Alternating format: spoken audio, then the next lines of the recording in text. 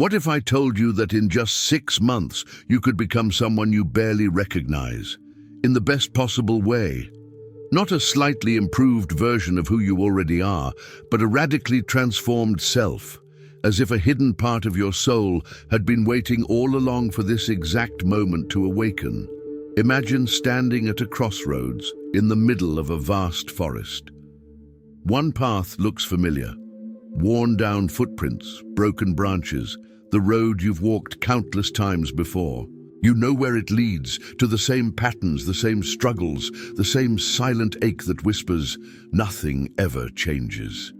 But there is another path, narrow, untamed, almost hidden by shadows. It feels uncertain, even dangerous, but it calls you with an energy you can't ignore. Deep inside, you sense that if you dare to take it, you will not return as the same person. Carl Jung once said, "You are not what happened to you. You are what you choose to become." And hidden in those words is a secret most people never discover. Transformation doesn't need decades of effort. It can ignite in months when you learn how to stop fighting your unconscious and start listening to it. Think about it. How many times have you tried to change your life by changing your circumstances? A new job, a new city, a new relationship.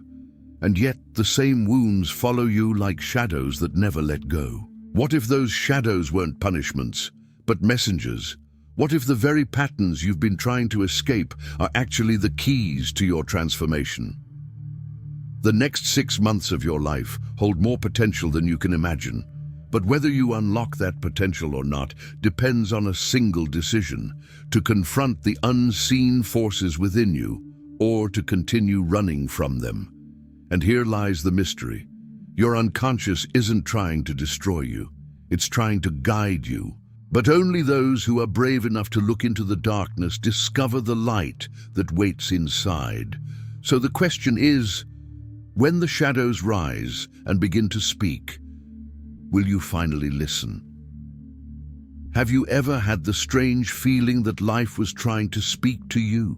Not through words, but through whispers, patterns, and symbols that seemed to appear out of nowhere, yet carried a weight you couldn't explain. For some, it begins in the quiet of the night. A dream repeats itself over and over, like a film stuck on the same scene. The places, the faces, the colors, they blur into something hauntingly familiar, leaving you awake at dawn with a knot in your chest, asking, why does this keep returning to me? Others notice it in numbers, a clock that always freezes your gaze at 11:11, a receipt that totals to the same digits you saw on a license plate hours before. The more you try to dismiss it, the more insistently it shows up, as if some invisible hand were placing breadcrumbs along your path. And then there are the sensations, that chill across your skin when no wind is blowing, the sudden heaviness in your body just as you enter a room, the heartbeat that races without cause, as though it remembers something your mind has forgotten. You tell yourself it must be stress, fatigue, coincidence, but deep down, something inside you knows it isn't random. Perhaps you've had the experience of thinking about someone, only to have them call you within minutes, or walking into a new place that feels uncannily familiar, as though you've stepped into a memory you never lived. These moments rattle you, they defy logic, and yet they hold a kind of secret invitation, an invitation most people ignore because they're too afraid of what it might mean. What if the very struggles you face, relationships that repeat the same pain, jobs that drain your spirit, choices that seem to sabotage your happiness, aren't just bad luck, but coded messages? What if the patterns in your life are not traps, but signals? Signals pointing you toward the parts of yourself you've buried, the truths you've denied, the transformation you've been avoiding. Carl Jung understood this deeply. He said, "Until you make the unconscious conscious, it will direct your life and you will call it fate." That's why you might feel as if life is happening to you instead of through you. Every argument, every failure, every heartbreak, it's not just misfortune, it's a mirror. It's your unconscious calling you to awaken. Think about the last time you dismissed a coincidence. Did you brush off that voice in your gut telling you not to trust someone? Did you ignore the feeling that something was about to change, only to watch events unfold exactly as your intuition warned? These are not accidents. They are the ancient language of your psyche, speaking in symbols, sensations, and synchronicities. And yet, here lies the painful truth. Most people never learn to listen. They medicate the symptoms. They silence the dreams. They laugh at the numbers, calling them silly superstitions. They numb themselves with distractions, scrolling endlessly, working tirelessly, keeping noise around them so they don't have to hear the voice within. But when the noise fades, when the night grows quiet, when your heart beats a little too loudly in your chest, you know the truth. You know something is trying to reach you, and you know it won't stop until you pay attention. Because what you call strange coincidences are not accidents. They are messages. They are signposts left by your unconscious, guiding you to see what you've refused to see. They are not punishments. They are invitations. Invitations to step into a deeper understanding of who you are and to unlock the transformation waiting for you. The real question isn't whether these signs exist. You've seen them. You've felt them. The real question is, are you ready to uncover what they're trying to tell you? Throughout history, seekers of truth have spoken of signs that guide the soul. Ancient prophets, mystics, and philosophers insisted that reality is not silent. It speaks, but in symbols. And perhaps the clearest, most insistent of these symbols is the repetition of numbers. You glance at a clock and it's 11:11. You wake in the middle of the night and it's 3:33. The license plate in front of you bears the same sequence that appeared on your receipt earlier that morning. At first, you dismiss it as chance, but the more it happens, the more undeniable it becomes. Carl Jung himself called this synchronicity, the mysterious alignment of outer events with inner meaning. He realized that these repeated signs are not random tricks of probability. They are the unconscious mind breaking through the veil of ordinary life to catch your attention. They are the fingerprints of a deeper order trying to reveal itself. Why numbers? Because numbers are the most ancient language of the universe. Long before words, before alphabets, humans gazed at the stars and counted. The Bible itself is filled with numerical patterns: 40 days of trial, 7 seals of revelation, 12 tribes of Israel. Numbers are not just quantities, they are qualities, vibrations, archetypes. When the same number begins to follow you, it is a message coded in mathematics, delivered straight to your soul.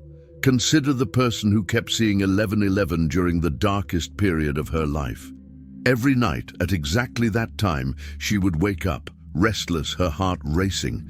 She began to fear it, thinking it was a curse. But when she looked deeper, she discovered that 11:11 is often seen as the awakening code. 2 pillars mirrored like a gateway, reminding the soul that a threshold is near. To see it repeatedly is to be invited to cross from one state of being into another. Her fear gave way to reverence. She realized her unconscious wasn't tormenting her, it was preparing her. Or the man who began to notice 3:33 every morning when he was battling despair. He later learned that the number 3, repeated thrice, symbolizes divine fullness, the Trinity in Christian thought, the integration of body, mind, and spirit in mystical traditions. What he took as sleepless torment was in fact a nightly visitation, a call to remember that he was not alone in his struggle. This is the hidden truth. What you call coincidence is often the voice of your unconscious, aligning with something far greater, the collective unconscious, the eternal reservoir of symbols and wisdom that connects all human beings. When you ignore it, life feels random, even cruel. But when you pay attention, patterns reveal themselves, and with them, direction. Imagine your life as a vast tapestry, From up close, all you see are knots, tangles, and threads that don't make sense. But from a higher vantage point, a picture emerges. Synchronicities are those moments when the threads lift, showing you just enough of the pattern to remind you that nothing is wasted, nothing is meaningless. This is why ancient seers insisted that signs are sacred. The prophet Daniel interpreted the handwriting on the wall for the Babylonian king, a message hidden in words and numbers that foretold the empire's fall.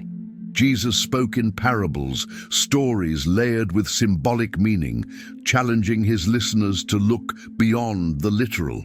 Even in your own life, the handwriting on the wall appears, not in visions of empires, but in the repeated numbers on your clock, in the dream that won't leave you, in the pattern of events that feels orchestrated.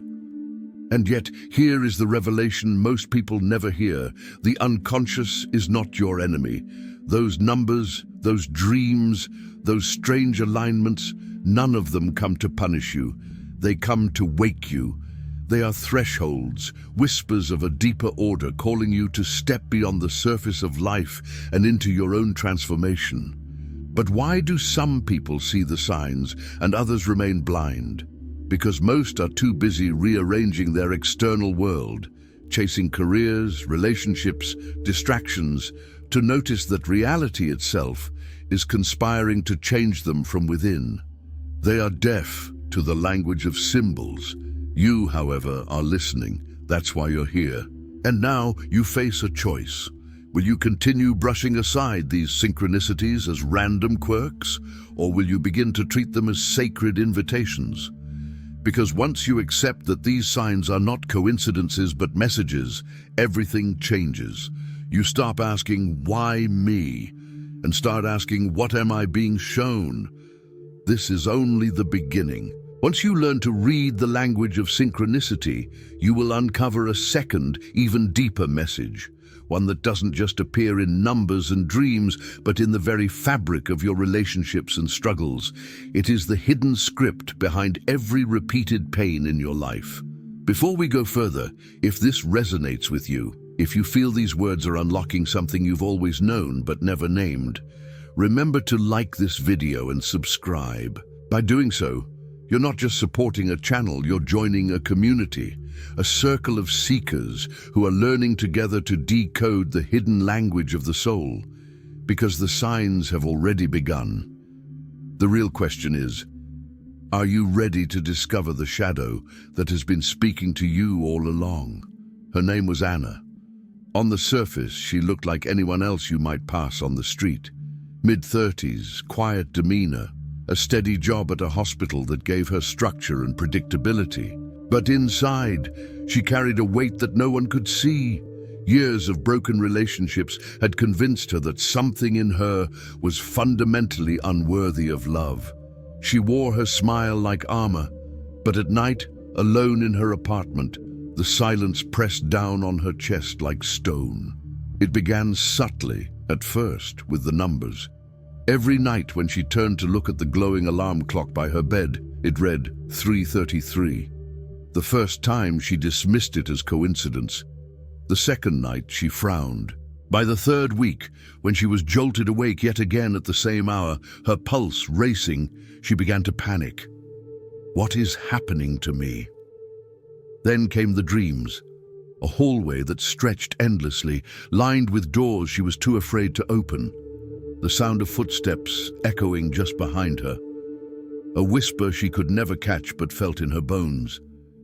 She woke drenched in sweat, trembling, as if she had been carrying on conversations in a language she didn't know but somehow understood. Her logical mind screamed, stress, exhaustion, the subconscious playing tricks, but her heart knew better. She could feel it, the sense that something beyond her control was reaching out, insisting she listen. One night, after yet another dream of the endless hallway, Anna decided she couldn't ignore it anymore. Instead of fighting the fear, she leaned into it. She sat up in bed, whispering into the darkness. If you're trying to tell me something, I'm listening. What happened next was not a ghostly apparition or some dramatic miracle. It was quieter, subtler, but far more profound. The next day at work, she noticed something. The patients who usually triggered her irritation now stirred something else in her: compassion, recognition. One elderly woman wept when Anna adjusted her pillow, and in that moment, Anna felt her own loneliness mirrored back at her. It was as if her unconscious had been using the numbers and dreams to prepare her for this realization. She wasn't broken, she was disconnected. That night, when the clock struck 3:33 again, Anna didn't panic. She closed her eyes and entered the dream willingly. She walked the endless hallway, but this time she reached for a door. On the other side, she found a room filled with light, where a younger version of herself, 7 years old, small and tear-streaked, sat alone. Anna knelt, embraced the child, and felt a release so powerful it left her sobbing in her sleep. She woke with tears still streaming down her face, but her chest felt lighter than it had in years. In the weeks that followed, the patterns began to shift. She still woke at 3:33, but instead of fear, she felt gratitude. Each time became a reminder: the unconscious is guiding me, not punishing me. Her relationships began to change too. The people she attracted were no longer mirrors of her wounds, but companions on her healing. One patient at the hospital, a widower, noticed her kindness and invited her to a community gathering. There, Anna found herself surrounded by others who had also felt the strange tug of synchronicities, the whisper of dreams, the ache of numbers that refused to be ignored. For the first time, she didn't feel alone in her mystery. Months later, Anna described the entire experience as if she had been led out of exile. "The signs terrified me at first," she confessed, "but now I see them as love letters from the deepest part of myself. Without them, I would still be numb. With them, I finally began to live." Her story is not rare. What Anna went through is the same process Jung called individuation, the soul sending signals until the conscious mind finally responds. But here lies the deeper truth. These signals are not reserved for mystics or the chosen few. They are happening to you right now. In your numbers, your dreams, your coincidences. They are invitations waiting to be accepted. And the question becomes, will you treat them as random noise or as sacred guidance? If Anna's story resonated with you, I want to hear yours. Have you ever seen a number repeat itself in your life? Had a dream that wouldn't leave you alone? Felt a strange sign you couldn't explain? Share it in the comments below. I read every single one, and in our next videos, I may even mention your story, giving your experience the voice it deserves in this community of seekers. Because your testimony is not just yours, it's part of the collective pattern, proof that none of us walk this mysterious road alone. And yet, what happens when these signs don't just point to comfort, but to confrontation? What if the message hidden in your shadow forces you to face the very part of yourself you've always denied? If numbers are the first whisper of the unconscious, then dreams are its thunder. While repeated numbers nudge your awareness in waking life, dreams are the arena where your unconscious speaks with full force, painting in symbols, weaving stories, and staging dramas that reveal truths your conscious mind cannot yet face. Since the dawn of humanity, people have treated dreams as sacred. Ancient Egyptians believed they were doorways through which the gods delivered messages. The Bible is filled with dream revelations. Joseph interpreting Pharaoh's vision of famine, Jacob dreaming of a ladder reaching heaven. Carl Jung saw dreams not as meaningless byproducts of sleep, but as the language of the soul itself, messages coded in archetypes, waiting to be decoded. The problem is that most of us have forgotten how to listen. We wake in the night, trembling, whispering, "It was just a dream," as if those fragments weren't important. We scroll on our phones, sip coffee, and push aside the imagery that had shaken us only moments earlier. But your unconscious doesn't waste its breath. Every dream is a letter addressed to you. And when the same dream, or the same theme, returns again and again, it is no longer a letter, it is a warning flare.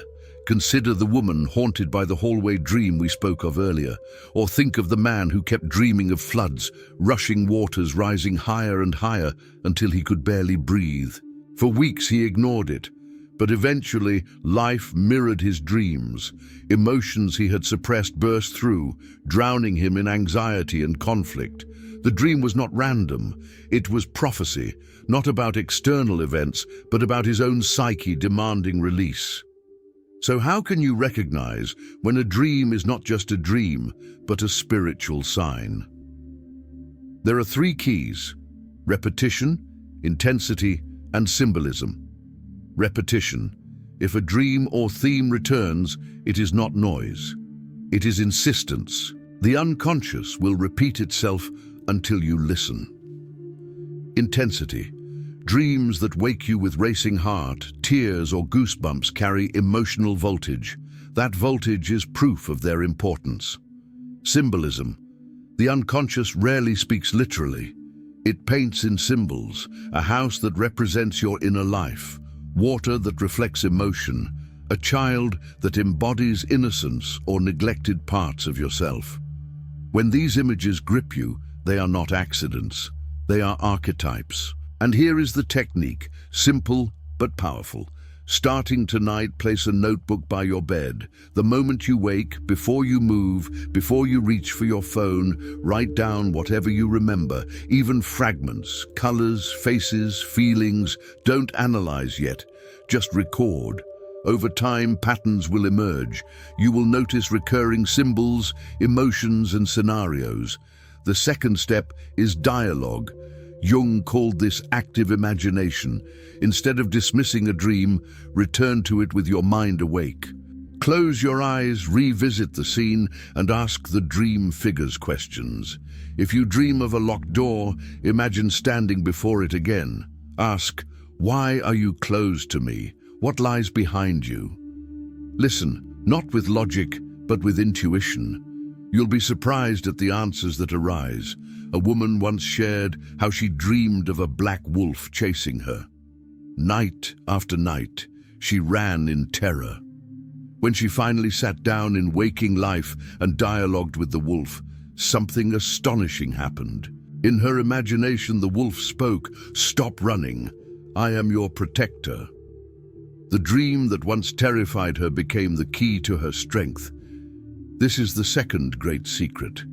Your dreams are not random illusions. They are the hidden curriculum of your soul, teaching you what your conscious self resists.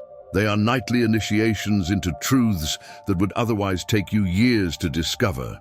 And the beauty is that anyone can access this wisdom. You don't need to be a mystic, a prophet, or a psychologist. You need only the willingness to listen, to record, to dialogue. Tonight, as you sleep, your soul will speak. Tomorrow morning, you have the chance to answer. But let me encourage you. Don't dismiss even the smallest fragment. A single image can contain the seed of transformation.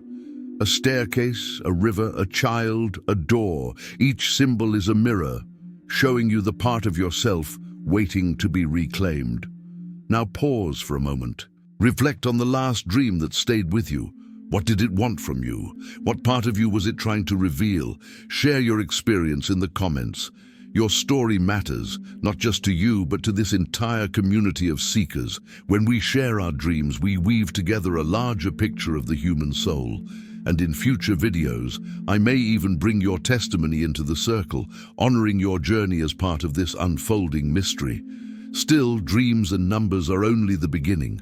There is a third sign, deeper than both, one that almost no one dares to confront. It doesn't appear in clocks or in sleep. It rises from within, forcing you to face what you've denied your whole life. And when you finally encounter it, nothing remains the same. There is a sign deeper than numbers, deeper than dreams, a sign so powerful that when it rises within you, it tears apart the life you thought was yours. It is not written on clocks or carved in symbols. It does not come gently.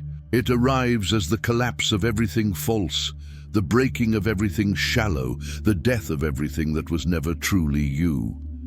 This sign is the awakening of the shadow. For most of your life, you've been taught to fear it, to keep it hidden, to silence the anger, the grief, the desire, the doubt. But those rejected pieces do not die. They wait, they gather strength, and when the time is right, they return, not as enemies but as messengers of wholeness.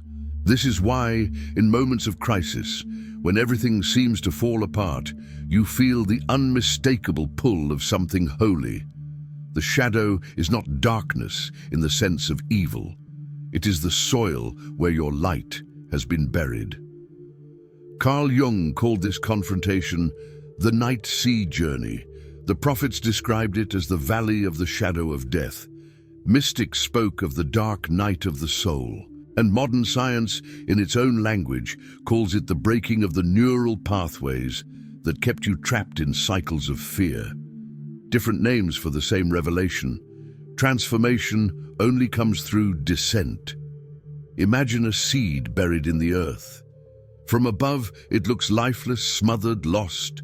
But within, pressure builds, cracks form, and in that darkness new life begins. Your soul works the same way. The parts of you you've exiled, the tears you never allowed, the rage you swallowed, the dreams you abandoned, are waiting to crack open and birth something new. And here is the paradox. This is the very sign that terrifies us the most, because it looks like ruin. It feels like the end. Relationships collapse, careers crumble, old beliefs shatter.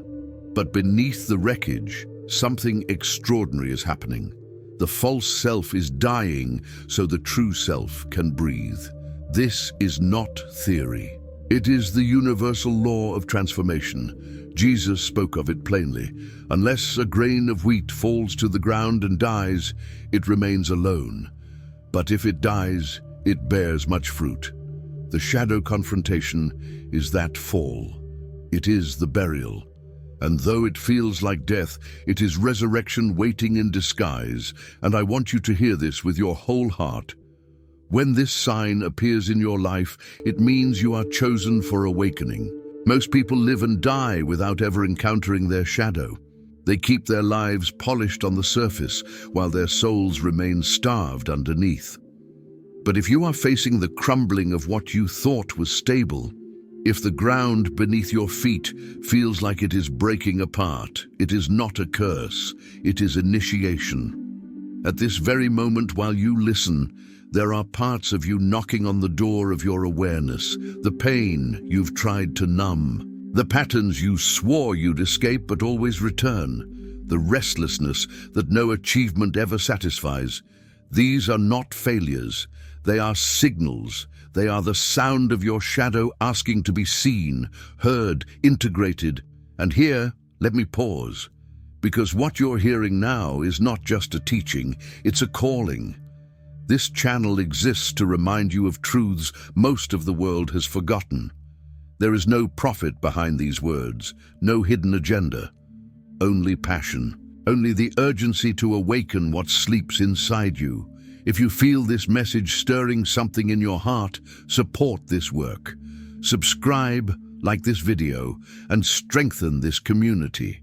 Every click, every gesture is fuel for a fire that burns not for one person, but for all who seek the light in a world drowning in noise. Now let us return to the revelation. The deepest sign is this: when your shadow rises and life begins to feel unbearable, it is proof that the self, the divine spark at your core, is trying to emerge. The shadow is not there to destroy you, but to clear space. It is the threshing floor where the husks of your false identity are burned away, leaving only the grain of your true essence. And when you stand in that fire, when you refuse to run, refuse to numb, refuse to turn away, something miraculous happens. You begin to see that the light you spent your whole life searching for was never outside. It was hidden inside your shadow all along. This is the secret prophets hinted at, mystics died for, sages whispered in symbols. The path to God passes through the place you least want to go, your own darkness.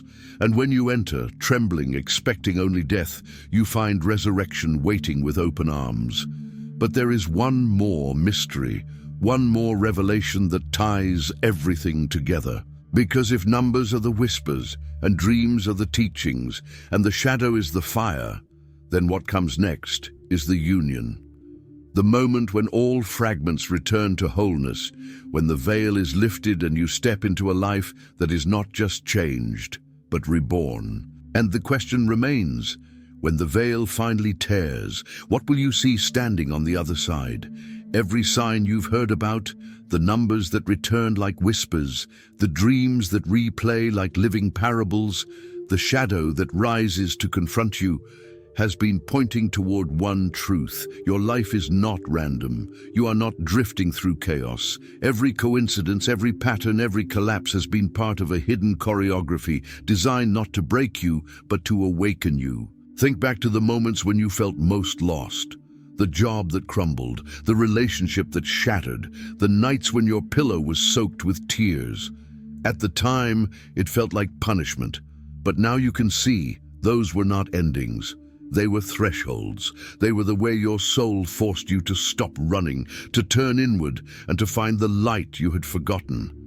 The ancients knew this truth.